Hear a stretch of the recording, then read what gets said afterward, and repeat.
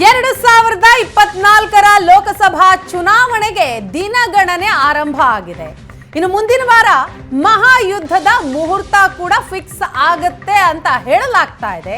ಇದರ ನಡುವೆ ಒಂದಾದ ಮೇಲೊಂದರಂತೆ ಸರ್ವೆಗಳು ಕೂಡ ಬರ್ತಾ ಇವೆ. ಚುನಾವಣೆ ದಿನಾಂಕ ಘೋಷಣೆಗೂ ಮುನ್ನವೇ ಮತ್ತೊಂದು ಸರ್ವೆ ಬಂದಿದೆ. 2024ರ ಲೋಕಸಭೆ ಚುನಾವಣೆಗೆ ದಿನಗಣನೆ ಆರಂಭ ಆಗಿರುವ ಈ ಹೊತ್ತಿನಲ್ಲಿ ಈಗ ಮತ್ತೊಂದು ಸರ್ವೆ, ಮುಂದಿನ ವಾರ ಮಹಾಯುದ್ಧದ ಮುಹೂರ್ತ ಕೂಡ ಫಿಕ್ಸ್ ಆಗುತ್ತೆ ಅನ್ನುವಂತಹ ಸುದ್ದಿ, ಅದರ ಬೆನ್ನಲ್ಲೇ ಮತ್ತೊಂದು ಸರ್ವೆ. ಹಾಗಾದ್ರೆ ಈ ಸರ್ವೆ ಹೇಳ್ತಾ ಇರೋದೇನು? ಹ್ಯಾಟ್ರಿಕ್ ಅಧಿಕಾರ, 400 ಸೀಟು, ಮೋದಿಗೆ ತ್ರಿವಿಕ್ರಮ ಪಟ್ಟಾನ. ಟೈಮ್ಸ್ ನೌ ಇಟಿಜಿ ಸಮೀಕ್ಷೆಯಲ್ಲೂ ಕೂಡ ಮೋದಿಗೆ ಬಹುಮತ ಅಂತ ಬಂದಿದೆ. ಮೂರನೆಯ ಬಾರಿಯೂ ಕೂಡ ಮೋದಿ ಕಮಾಲ್ ಅಂತ ಸಮೀಕ್ಷೆ ಹೇಳ್ತಾ ಇದೆ. ಈಗ ಬಂದಿರುವಂತಹ ಎಲ್ಲ ಸಮೀಕ್ಷೆಯಲ್ಲೂ ಕಾಮನ್ ಆಗಿರುವಂತಹ ಫ್ಯಾಕ್ಟರ್ ಅಂತಂದ್ರೆ ಅದು ಮೂರನೆಯ ಬಾರಿಯೂ ಕೂಡ ಮೋದಿ ಕಮಾಲ್ ಮಾಡ್ತಾರೆ ಅಂತ. ಈಗ ಟೈಮ್ಸ್ ನೌ ಇಟಿಜಿ ಸರ್ವೆಯೂ ಕೂಡ ಅದನ್ನೇ ಹೇಳ್ತಾ ಇದೆ. ಚುನಾವಣಾ ಪೂರ್ವ ಸಮೀಕ್ಷೆ ಇದು.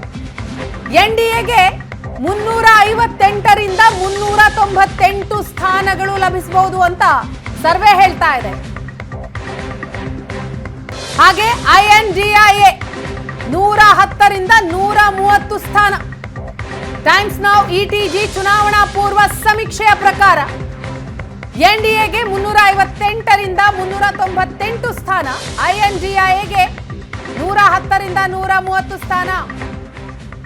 ಹ್ಯಾಟ್ರಿಕ್ ಅಧಿಕಾರ, 400 ಸೀಟು, ಮೋದಿಗೆ ತ್ರಿವಿಕ್ರಮ ಪಟ್ಟ ಕೊಡ್ತಾ ಇದೆ ಸಮೀಕ್ಷೆ. YSRCP 21ರಿಂದ 22 ಸ್ಥಾನ ಪಡಿಬಹುದು. ಬಿಜೆಪಿ 10ರಿಂದ 11 ಸ್ಥಾನ. ಟೈಮ್ಸ್ ನೌ ಇಟಿಜಿಯ ಸಮೀಕ್ಷೆಯನ್ನ ನೀವು ಗಮನಿಸ್ತಾ ಇದ್ದೀರಿ. ಎನ್ಡಿಎ 358ರಿಂದ 398 ಸ್ಥಾನಗಳನ್ನ ಪಡಿಬಹುದು ಅಂತ ಸಮೀಕ್ಷೆ ಹೇಳ್ತಾ ಇದೆ. ಬಿಜೆಪಿಯ ಟಾರ್ಗೆಟ್ ಕೂಡ ಅದೇ. ಎನ್ಡಿಎ ಮಿತ್ರ ಪಕ್ಷ 400ಕ್ಕೂ ಅಧಿಕ ಸೀಟ್, ಅಬ್ ಕಿ ಬಾರ್ 400 ಪಾರ್ ಅಂತ ಈಗಾಗಲೇ ಘೋಷಣೆ ಆಗಿದೆ.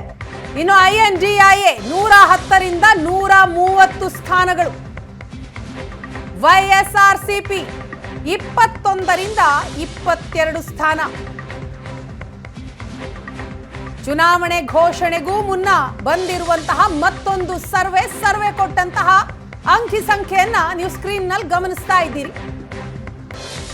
ಬಿಜೆಡಿ ಪಕ್ಷ 10ರಿಂದ 11 ಸ್ಥಾನ ಪಡಿಬಹುದು ಅಂತ ಸಮೀಕ್ಷೆ ಹೇಳ್ತಾ ಇದೆ. ಇನ್ನು ಇತರರು 11ರಿಂದ 15 ಸ್ಥಾನ.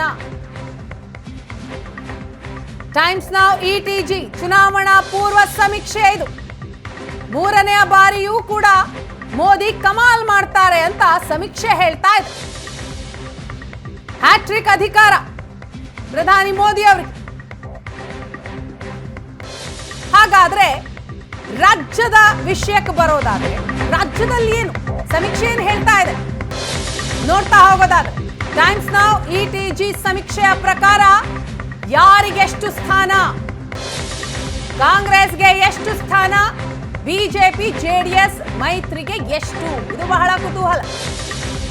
ನಮ್ಮ ರಾಜ್ಯದ ಪಾಲಿಗೆ ಬರೋದಾದ್ರೆ ರಾಜ್ಯದಲ್ಲಿ ಮೋದಿ ಗ್ಯಾರಂಟಿ ವರ್ಕ್ ಆಗುತ್ತಾ, ಸಿದ್ದರಾಮಯ್ಯನವರ ಗ್ಯಾರಂಟಿ ವರ್ಕ್ ಆಗುತ್ತಾ?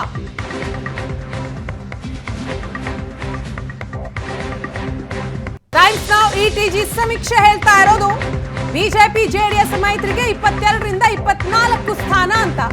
ಇನ್ನು ಕರ್ನಾಟಕದಲ್ಲಿ ಕಾಂಗ್ರೆಸ್ಗೆ 4ರಿಂದ 6 ಸ್ಥಾನ ಸಿಗುತ್ತೆ ಅಂತ ಸಮೀಕ್ಷೆ ಹೇಳ್ತಾ ಇದೆ. ಕಳೆದ ಬಾರಿ ಹೋಲಿಸಿದ್ರೆ ಕಾಂಗ್ರೆಸ್ ಸೀಟು ಹೆಚ್ಚಳ ಆಗಿರುವಂತಹ ವರದಿಯನ್ನ ನಾವು ಗಮನಿಸ್ತಾ ಇದ್ದೀವಿ.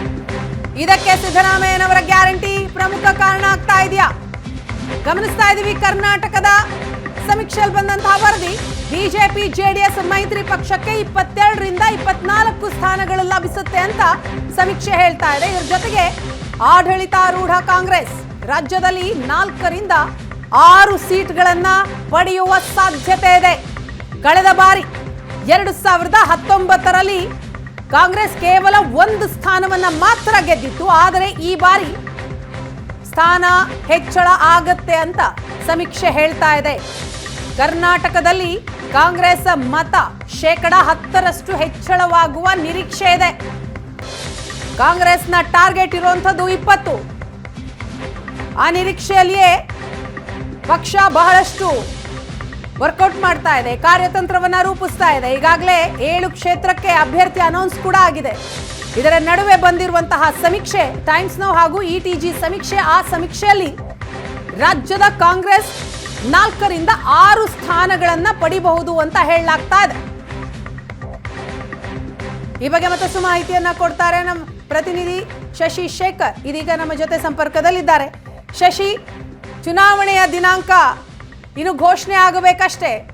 ಚುನಾವಣೆಗೆ ದಿನಗಳ ಹತ್ತಿರ ಆಗ್ತಾ ಇದೆ. ಈ ಸಂದರ್ಭದಲ್ಲಿ ಒಂದಾದ ಮೇಲೆ ಒಂದು ಸರ್ವೆಗಳು ಬರ್ತಾ ಇದೆ. ಈಗ ಬಂದಿರುವಂತಹ ಟೈಮ್ಸ್ ನೌ ಹಾಗೂ ಇಟಿಜಿ ಸರ್ವೆ, ಈ ಬಾರಿಯೂ ಕೂಡ ಹ್ಯಾಟ್ರಿಕ್ ಅಧಿಕಾರವನ್ನ ಮೋದಿ ಪಡಿತಾರೆ ಅಂತ ಹೇಳ್ತಾ ಇದ್ದಾರೆ. ಜೊತೆಗೆ 400 ಸೀಟ್ಗಳು ಸಿಗುವ ಎಲ್ಲ ಸಾಧ್ಯತೆಗಳಿದೆ. ಒಟ್ಟಾರೆಯಾಗಿ ಈ ಸಮೀಕ್ಷೆ ನೋಡಿದಾಗ ಏನ್ ಅನಿಸ್ತಾ ಇದೆ? ವೀಣಾ, ಈವರೆಗಿನ ಬಂದಂತಹ ಎಲ್ಲ ಸಮೀಕ್ಷೆಗಳನ್ನ ನೋಡಿದ್ರೆ ಈ ಸರ್ವೆಯಲ್ಲಿ ಅತಿ ಹೆಚ್ಚು ನಂಬರ್ ಅನ್ನ NDAಗೆ ಮತ್ತು ಸ್ವಂತ ಬಲದ ಮೇಲೆ ಬಿಜೆಪಿಗೂ ಕೂಡ ಹೆಚ್ಚು ನಂಬರ್ ಅನ್ನ ಕೊಡಲಾಗಿದೆ. 358ರಿಂದ 398 ಸ್ಥಾನವನ್ನ NDA ಗಳಿಸುತ್ತೆ ಅಂತ ಈ ಸಮೀಕ್ಷೆ ಹೇಳ್ತಿದೆ. ನಾವು ಸರಾಸರಿ ನಂಬರ್ ತಗೊಂಡ್ರೆ ಈ ಸಂಖ್ಯೆ 378 ಆಗುತ್ತೆ. 378 ನಂಬರ್ ಅನ್ನ ಈವರೆಗಿನ ಯಾವ ಸಮೀಕ್ಷೆಗಳು ಕೊಟ್ಟಿಲ್ಲ.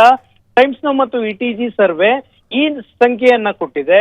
ಚುನಾವಣೆ ಘೋಷಣೆ ಆಗೋದಕ್ಕೆ ಇನ್ನೊಂದು ವಾರ ಅಷ್ಟೇ ಇದೆ. ಮಾರ್ಚ್ 10ರ ನಂತರ ಯಾವುದೇ ಕ್ಷಣದ ಯಾವುದೇ ದಿನದಲ್ಲಿ ಚುನಾವಣೆ ಘೋಷಣೆ ಆಗುತ್ತೆ.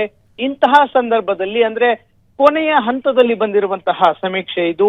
378 ಸ್ಥಾನಗಳನ್ನ NDA ಮೈತ್ರಿಕೂಟ ಗಳಿಸುತ್ತೆ ಅಂತ ಟೈಮ್ಸ್ ನೌ ಮತ್ತು ಇಟಿಜಿ ಹೇಳ್ತಿದೆ.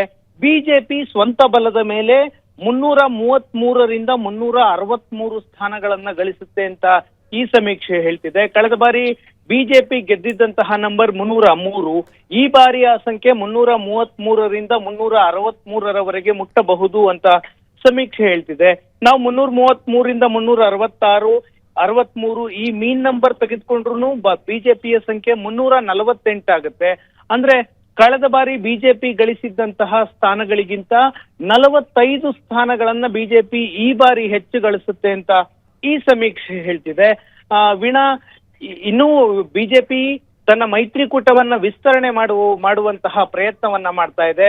ಉದಾಹರಣೆಗೆ ಆಂಧ್ರದಲ್ಲಿ ಚಂದ್ರಬಾಬು ನಾಯ್ಡು ಮತ್ತು ಪವನ್ ಕಲ್ಯಾಣ್ ಜೊತೆಗೆ ಬಿಜೆಪಿ ಮೈತ್ರಿಯನ್ನ ಮಾಡ್ಕೊಳ್ತಾ ಇದೆ. ಇನ್ನು ಒಡಿಶಾದಲ್ಲಿ ಬಿಜು ಜನತಾದಳದ ಜೊತೆಗೆ ಅಂದ್ರೆ ನವೀನ್ ಪಟ್ನಾಯಕ್ ಅವರ ಜೊತೆಗೆ ಮೈತ್ರಿ ಮಾಡಿಕೊಳ್ಳೋದಕ್ಕೆ ಹೊರಟಿದೆ. ಜೊತೆಗೆ ಪಂಜಾಬ್ನಲ್ಲಿ ಶಿರೋಮಣಿ ಅಕಾಲಿ ದಳದ ಜೊತೆಗೆ ಮೈತ್ರಿಗೆ ಹೋಗಿದೆ. ಈ ಸಮೀಕ್ಷೆಯಲ್ಲಿ ಈ 3 ರಾಜ್ಯಗಳ ಮೈತ್ರಿಯನ್ನ ಪರಿಗಣಿಸಿಲ್ಲ ವೀಣಾ. ಆ 3 ರಾಜ್ಯಗಳಲ್ಲಿ ಮೈತ್ರಿ ಆಗಿದ್ದೇ ಆದ್ರೆ ಬಿಜೆಪಿಯ ಸಂಖ್ಯೆ 400 ದಾಟಬಹುದು. ಈ ಸಮೀಕ್ಷೆಯಲ್ಲಿ ಆ 3 ರಾಜ್ಯಗಳಲ್ಲಿ ಇಂಡಿಪೆಂಡೆಂಟ್ ಆಗಿ ನಂಬರ್ ಅನ್ನ ಕೊಟ್ಟಿದ್ದಾರೆ, ಮೈತ್ರಿಯ ಸಂಖ್ಯೆಯನ್ನ ಕೊಟ್ಟಿಲ್ಲ. ಯಾಕಂದ್ರೆ ಇನ್ನೂ ಮೈತ್ರಿ ಅಧಿಕೃತವಾಗಿ ಫೈನಲ್ ಆಗಿಲ್ಲ. ಕೆಲವೇ ದಿನಗಳಲ್ಲಿ ಫೈನಲ್ ಆಗುವಂತಹ ಸಾಧ್ಯತೆ ಇದೆ. ರಾಷ್ಟ್ರ ಮಟ್ಟದಲ್ಲಿ ಕೆಲವೊಂದಿಷ್ಟು ರಾಜ್ಯಗಳಲ್ಲಿ ಮೈತ್ರಿಯನ್ನ ವಿಸ್ತರಿಸಿಕೊಳ್ಳೋದಕ್ಕೆ ಬಿಜೆಪಿ ಮುಂದಾಗ್ತಾ ಇದ್ರೆ, ಇನ್ನು ನಮ್ಮ ರಾಜ್ಯದ ವಿಚಾರಕ್ಕೆ ಬರೋದಾದ್ರೆ ಈಗಾಗಲೇ ಮೈತ್ರಿ ಮಾಡ್ಕೊಂಡಿದೆ ಬಿಜೆಪಿ JDS ಜೊತೆ. ಸೊ ಈ ಸಮೀಕ್ಷೆ ಹೇಳ್ತಾ ಇರುವಂತದ್ದು ಮೈತ್ರಿಗೆ 22ರಿಂದ 24 ಸ್ಥಾನಗಳು ಸಿಗುತ್ತೆ, ಇನ್ನು ಕಾಂಗ್ರೆಸ್ಗೆ 4ರಿಂದ 6 ಸ್ಥಾನ ಸಿಗುತ್ತೆ ಅಂತ. ಕಳೆದ ಲೋಕಸಭೆ ಚುನಾವಣೆಯಲ್ಲಿ ಕಾಂಗ್ರೆಸ್ ಗೆದ್ದಂಥದ್ದು ಕೇವಲ 1 ಸ್ಥಾನ. ಈ ಬಾರಿ 10% ಮತ ಹೆಚ್ಚಳ ಆಗತ್ತೆ ಅನ್ನುವಂತಹ ಆ ಒಂದು ಸಮೀಕ್ಷೆ ಹೇಳ್ತಾ ಇರೋದನ್ನ ನೋಡ್ತಾ ಹೋದ್ರೆ ಸಿದ್ದರಾಮಯ್ಯನವರ ಗ್ಯಾರಂಟಿ ವರ್ಕ್ ಆಗ್ತಾ ಇದೆ. ವೀಣಾ, ಪ್ರತಿ ಬಾರಿ ಲೋಕಸಭೆ ಮತ್ತು ವಿಧಾನಸಭಾ ಚುನಾವಣೆಯಲ್ಲಿ ಕರ್ನಾಟಕದಲ್ಲಿ ಮತದಾನದ ಪ್ಯಾಟರ್ನ್ ಚೇಂಜ್ ಆಗುತ್ತೆ.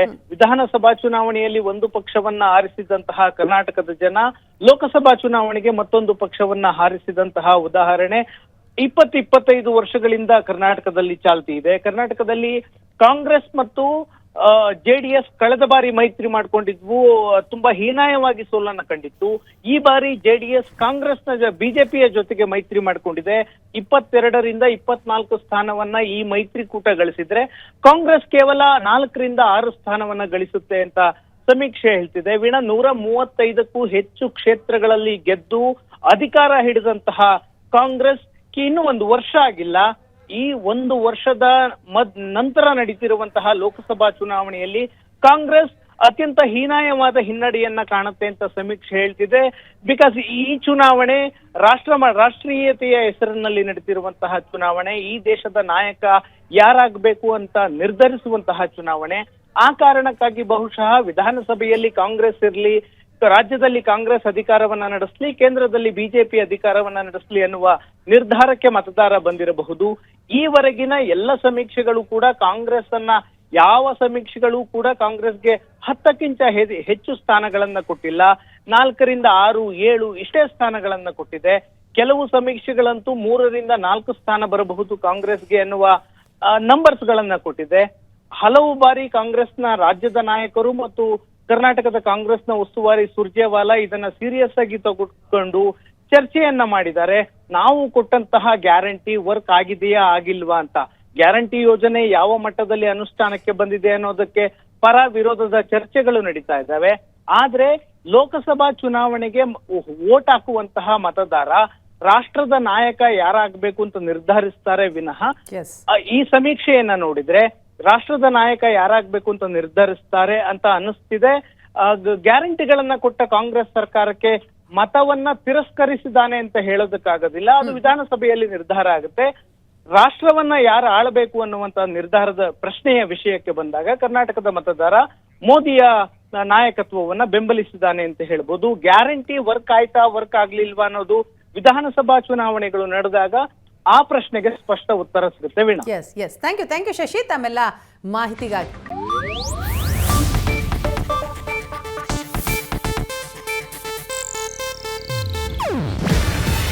ಇದು ಏಷ್ಯಾನೆಟ್ ನ್ಯೂಸ್ ನೆಟ್ವರ್ಕ್ ಪ್ರಸ್ತುತಿ.